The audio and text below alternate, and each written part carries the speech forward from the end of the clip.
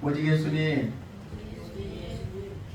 오늘도 복된 주일을 맞이하여 주의 전에 나와 예배하고 또 영상을 통해서 예배하는 여러분들의 심령과 삶 가운데 그리스도의 은혜와 평강이 차고 넘치시기를 주님의 이름으로 축복합니다.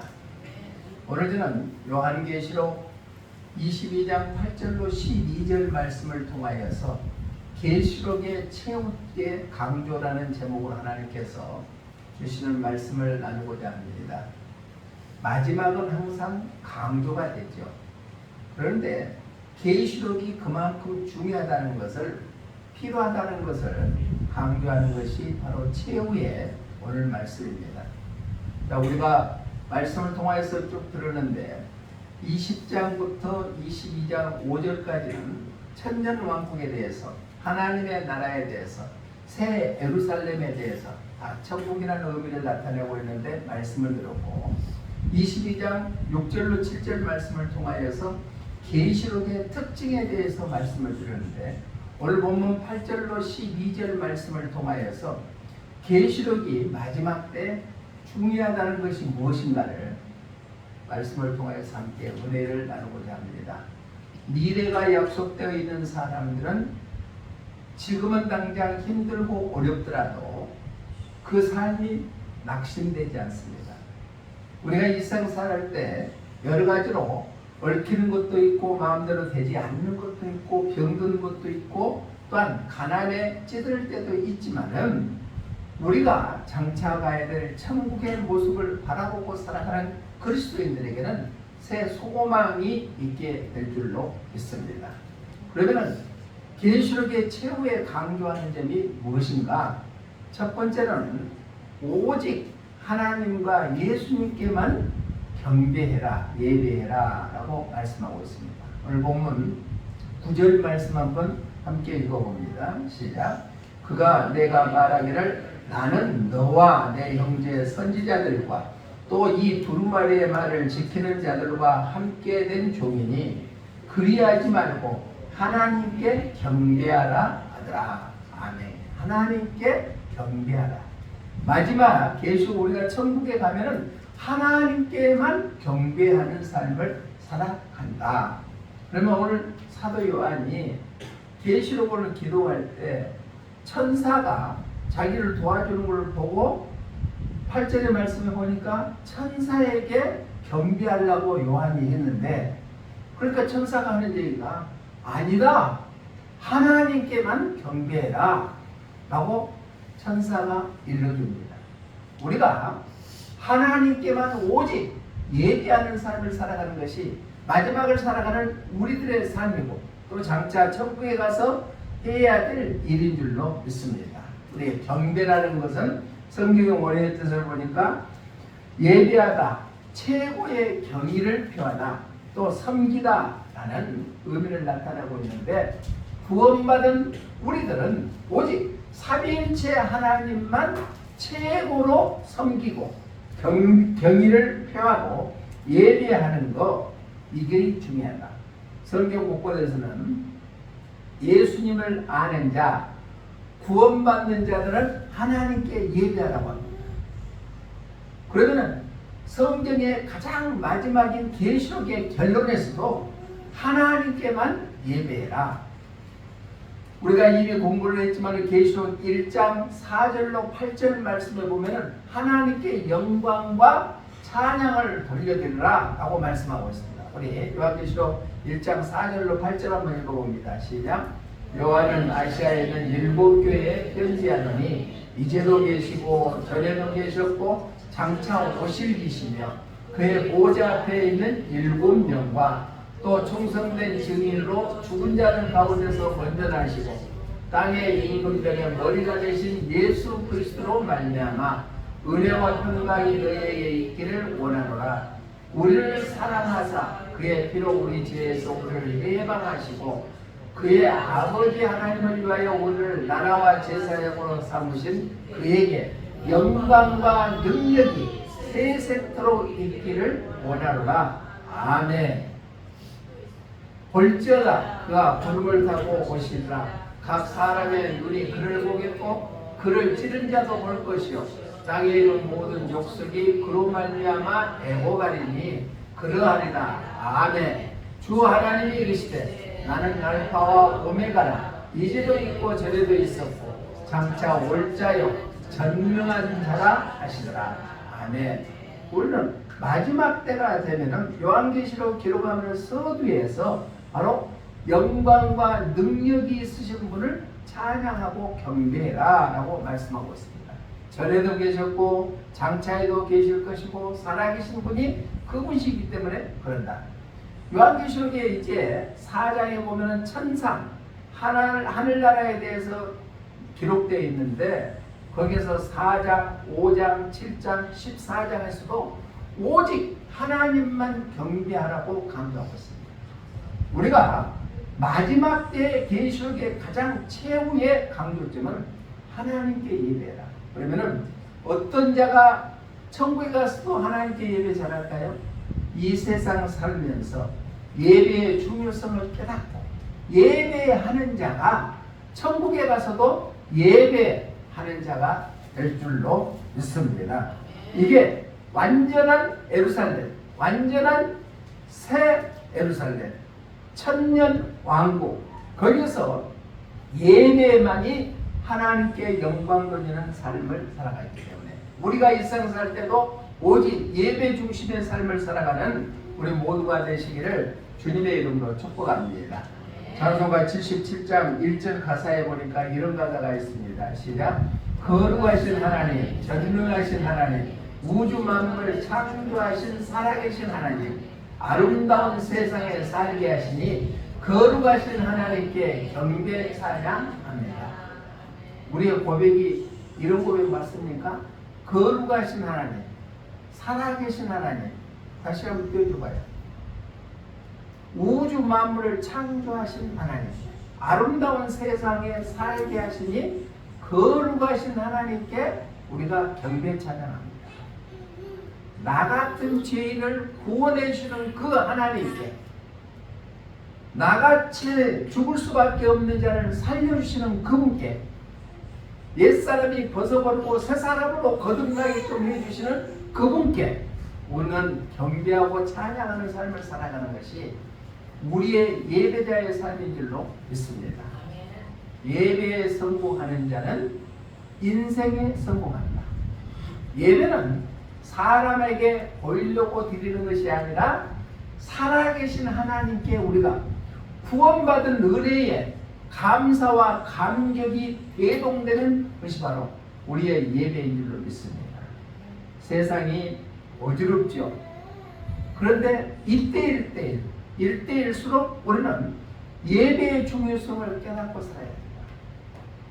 바쁘지 않는 사람은 아무도 없지 않아요. 다 바쁘죠. 그렇지만 그래도 바쁜 가운데 거룩한 주일을 구별해놓고 하나님 앞에 예배하는 것, 그걸 진짜 예배자의 삶인 줄로 믿습니다.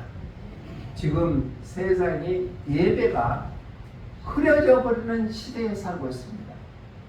동기에 보니까 미국이 청교도로 인해서 건국되는 나라가 미국이잖아요. 그런데 코로나19가 일어나기 전에, 퍼지기 전에는 미국의 34%에 해당하는 사람이 예배드렸대요. 그런데 코로나가 끝나는 이 시점에는 26%로 줄어들었대요. 그래서 미국에서는 큰 교회들이 참 많이 있거든요.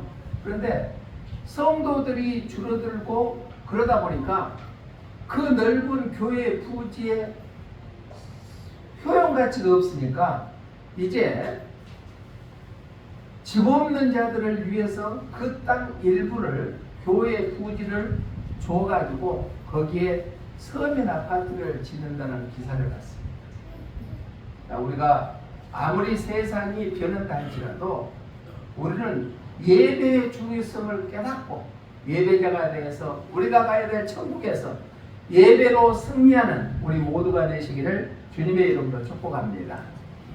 두 번째로 계시록에서 최후 마지막으로 강조하는 점이 무엇인가? 첫 번째는 예배자가 되어라.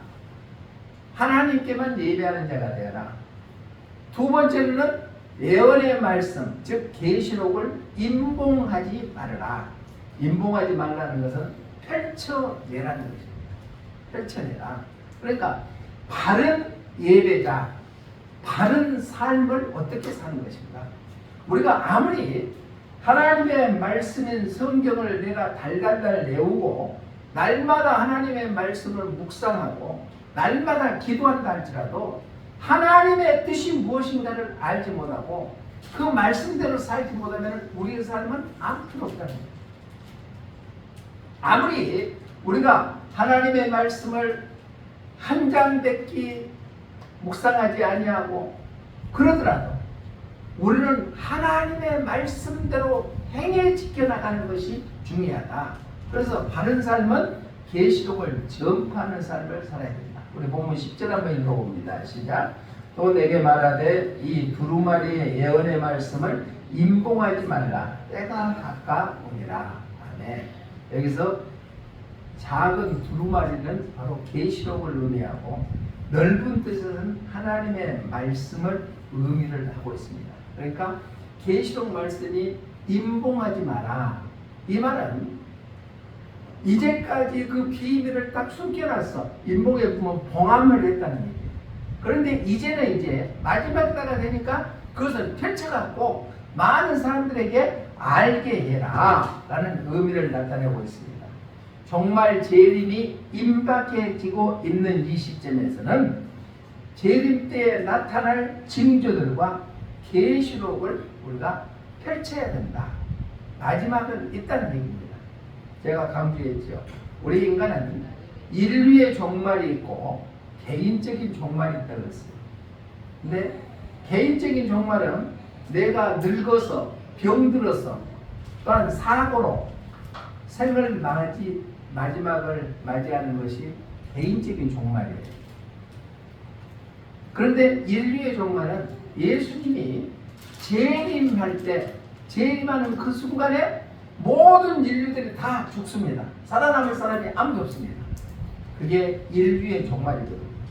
그러면 우리가 이 세상에 살아있을 때 인류의 종말이 올지, 우리가 개인적인 종말을 맞이하고 다음에 예수님이 재림할지는 아무도 알지 못하지만은 우리는 준비된 신앙을 갖고 살아야 될 줄로 믿습니다. 언제 죽을지는 모릅니다. 그런데 죽음을 준비하면서 살아야 된다. 왜? 죽음 후에는 천국에 가기 때문에 그렇습니다. 그러니까 우리는 마지막 때, 종말 때는 그 임봉해갖고 닫아졌던 그 계시록을 전파해야 된다. 마지막이 있다. 우리가 가야 천국은 이런 곳이다라고 전파해야 된다. 자, 구약의 다니엘 선지자는 다니엘서 12장 9절에서 이렇게 말씀하고 있습니다. 시작. 그가 이르되 다니엘아 갈지어다 이 말은 마지막 때까지 간수하고 봉함할 것이니라. 이것은 계시록을 의미합니다. 그때 다니엘 선지자가 모든 것을 이 말은 마지막 때까지 간수하고 봉할 것이다. 그런데 지금 이제 마지막 때가 다 됐으니까 그 계시록을 온 세상에 전파해라. 자, 계시록 1장 3절에서도 때가 가까워졌다고 말씀하고 있습니다. 함께 읽어봅니다. 시작. 이 예언의 말씀을 읽는 자와 듣는 자와 그 가운데 기록한 것을 지키는 자는 복이 있나니 때가 가까웁니다. 이제 때가 가까워졌다는 얘기예요. 인을 뗄 때가 됐다는 얘기입니다. 계시록 5장 5절 한번 읽어봅니다. 시작. 장로 중에 한 사람이 내게 말하되 울지 마라. 유대 지파의 사자 다윗의 뿌리가 이겼으니 그 두루마리와 7인을 떼시라. 이제 인을 뗄 때가 됐다는 얘기입니다. 그렇기 때문에 계시록을 전파해야 된다. 그런데 지금 교회에서 세상이 너무나 살기가 편하니까 계시록을 설교하는 교회들이 별로 없어요. 왜? 이 세상이 너무너무 좋기 때문에. 교회들이 신앙은 돼. 계시록 공부. 요한계시록 14장 6절의 말씀을 봅니다. 시작. 또 보니 다른 천사가 공중에 날아가는데 땅에 거주하는 자를 보 모든 민족과 종족과 방언과 백성에게 전할 영원한 복음을 가졌더라. 아멘. 그러니까 모든 민족, 종족, 방언, 온 세계 백성들의 전할 복음이 바로 요한계시록이다. 그 계시록을 전파해야 된다. 자, 준비하는 사람들은 성공하게 됩니다. 우리나라 대통령 때 대통령 중에서도 김대중 대통령은 준비된 대통령이라고 하고 당선됐죠. 나이가 많았어도 준비된 신앙이 그만큼 중요하다. 찬송가 506장 1절의 말씀에 보면은 이런 가사가 있습니다. 시작. 땅끝까지 복음을 주님 분부하신 말 이 생명 다하도록 전하고 전하리. 너도 나도 복음 들고 예치고 예치자. 동서남북 어디서나 전하고 전하자. 아멘. 아까 예수 믿으세요 찬양했잖아요. 우리 입에서는 그 말이 계속 나와야 될 줄로 믿습니다. 내를 얻든지 못 얻든지 복음을 전하는 것. 마지막 때가 가까워졌다는 얘기입니다. 세계 모든 기후 조건을 보면 그렇죠. 자, 1907년 이후에 우리나라가 열대야로 해갖고 한 달 가까이 가는 것은 1907년 이후에 처음이래요. 또 모든 학자들이 얘기하는데 올 여름보다도 내년에는 더 더웠으면 더웠지 덜 덥지는 않는다고 얘기합니다. 2015년에 세계 각 나라가 기후 변화 협약을 맺었습니다. 그런데 그것이 안 지켜지고 미국 같은 데는 탈퇴했어요. 엊그저께 기사를 보니까 우리나라가 세계에서 기후 변화시키는데 아주 큰 역할을 한대요. 그 이유가 뭐냐? 우리 국민 1인당 한 사람씩 1년에 내놓은 생활 폐기물이 12톤이래요. 우리 한 사람이 1년 동안 12톤을 폐기물을 내놓은 거예요. 그거에 전부 다 기후 변화에 영향을 미친다는 거예요. 그러면은 프랑스 같은 데는 1인당 한 5톤밖에 안 되는데, 그런데 현 정부가 들어서 갖고는 더 늘어버렸대요. 쓰레기가 더 늘어버렸다. 그렇기 때문에 이러한 기후 변화가 이루어진다. 그러면은 예수님께서는 분명히 마태복음 24장 25장에서 얘기하기를 때가 가까우면은 지진도 일어나고 기후 변화도 일어난다고 예언의 말씀을 하셨거든요. 이런 시대의 흐름을 보니까 예수님 때가 가까워졌다. 그렇기 때문에 우리는 마지막인 계시록을 전파하는 삶을 살아가는 것이 당연한 것인 줄로 믿습니다. 세상도 종말을 말하고 있습니다. 생각지도 않은 일들이 많이 났죠. 우리나라도 좁은 나라에서 뭔 일들이 많이 나고 사건들이 많이 일어난지 모릅니다. 어느 곳에서 불났고 7명이나 죽어버렸지. 또 봉고차가 11명이 적응인데 12명이 타가지고 거기에 사고 나가지고 외국 근로자들이 죽어버렸지. 이건 우리가 생각하지 못하는 인재들도 많이 발생하지만 자연적인 피해로 인해서 우리가 살기가 힘들어지고 마지막이 가까워졌다. 그렇기 때문에 우리는 마지막 계시록을 최후에 우리가 전파하는 삶을 살아야 한다. 계시록의 최후 강조점, 첫 번째는 오직 하나님과 예수님께만 예배해라. 두 번째는 계시록을 전파해라. 세 번째는 행한 대로 상 주시는 분이 하나님이시라는 얘기예요. 행한 대로. 그러니까 천국은 아무나 들어가는 것이 아니라는 얘기예요. 예수님 잘 믿고 구원받은 자야 천국에 들어간다. 마태복음 7장 21절에도 주여 주여 하는 자마다 천국에 들어갈 것이 아니라 아버지의 뜻대로 행하는 자라야 천국에 들어간다고 했습니다. 우리는 마지막엔 준비하는 신앙을 갖고 살아야 됩니다. 내가 가장 중요한 일이 무엇인가 다시 한번 우리가 깨달아서 우리는 어떠한 일이 있더라도 천국 가야 될 줄로 믿습니다. 하늘에 상급받는 삶이 되시기를 주님의 이름으로 부탁을 드립니다. 우리 12절 본문 한번 읽어봅니다. 시작. 고난이가 속히 오리니 내가 줄 상이 내게 있어 각 사람에게 그가 행한 대로 갚아줍니다. 뭐라? 행한 대로 갚아줍니다. 우리가 어떻게 행하느냐에 따라서 갚아주신다는 얘기입니다. 여기서 행한 대로 갚아주신다는 성경의 원의 뜻을 보니까 치르다, 지불하다, 보상하다 하는 의미를 나타내고 있습니다. 성경 곳곳에서는 행한 대로 갚아주시겠다고 말씀을 합니다. 또 계시록에서도 강조하는 것, 최후로 강조하는 것이 행한 대로 갚아줍니다. 당연하고 분명한 신앙의 고백이 행한 대로 받을 상급이라는 얘기입니다. 이사야 선지자는 이사야서 3장 10절로 11절에서 이렇게 말씀하고 있습니다. 시작. 너희는 의인에게 복이 있으리라. 그들은 그들의 행위의 열매를 먹을 것입니다. 악인에게는 화가 있으리니 이는 그의 손으로 행한 대로 그가 보응을 받을 것이다. 아멘. 의인은 행한 대로 상급받고 악인은 행한 대로 화를 받게 된다고 말씀하고 있습니다. 예수님께서도 마태복음 16장 27절에서 이렇게 말씀하고 있습니다. 시작. 인자가 그때 각 사람이 행한 대로 갚으리라. 그때가 돼서 우리 후회하지 말고 우리는 마지막을 준비하는 신앙으로 행한 대로 갚으시는 그 주님을 맞이할 준비되는 신앙이 되시기를 주님의 이름으로 부탁을 드립니다. 다니엘은 이름 그대로 자기의 신앙을 지켜나가는 사람이었습니다. 다니엘의 뜻은 하나님이 재판장이라는 뜻이거든요. 그러니까 다니엘은 자기가 포로로 잡혀갔을 때 하나님을 섬기는 것을 제일로 여기고 우상에게 섬겼던 재물을 먹지 않았어도 그 재물을 먹는 다른 사람보다 얼굴은 더 파는 이게 다니엘의 신앙입니다. 우리의 신앙도 마지막 때 우리가 힘들고 어렵다 할지라도 우리는 행한 대로 갚아주시겠다는 그 하나님의 말씀을 기억하고 우리는 상급받을 준비된 신앙들이 되시기를 주님의 이름으로 축복합니다. 예수님께서는 산상수훈의 말씀을 쭉 하죠. 마태복음 5장, 6장, 7장이 산상보훈이거든요.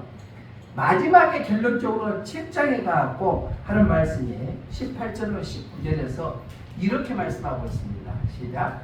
좋은 나무가 나쁜 열매를 내줄 수 없고 못된 나무가 아름다운 열매를 내줄 수 없느니라. 아름다운 열매를 맺지 않은 나무마다 직접 불에 던져집니다.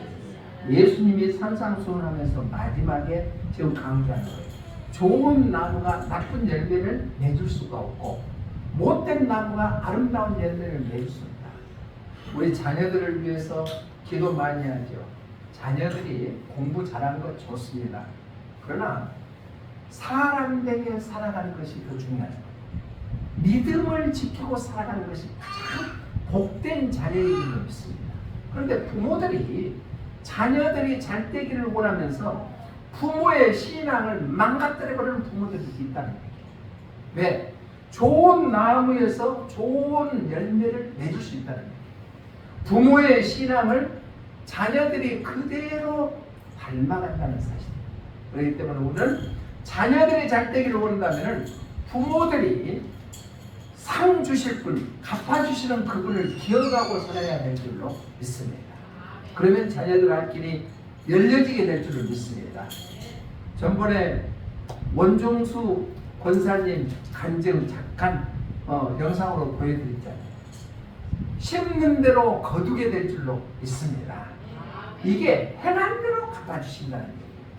또 마태복음 7장 24절로 27절 말씀에 보니까 결론적으로 이렇게 말합니다. 시작. 그러므로 누구든지 나의 이 말을 듣고 행하는 자는 그 집을 반석에 지은 지혜로운 사람 같으니 비가 내리고 창수가 나고 바람이 불어 그 집에 부딪히되 무너지지 아니하는 이는 주추를 반석에 놓은 까닭이요 나의 이 말을 듣고 행하지 아니하는 자는 그 집을 모래 위에 지은 어리석은 사람 같으니 비가 내리고 창수가 나고 바람이 불어 그 집에 부딪히네 무너져 그 무너짐이 심하니라.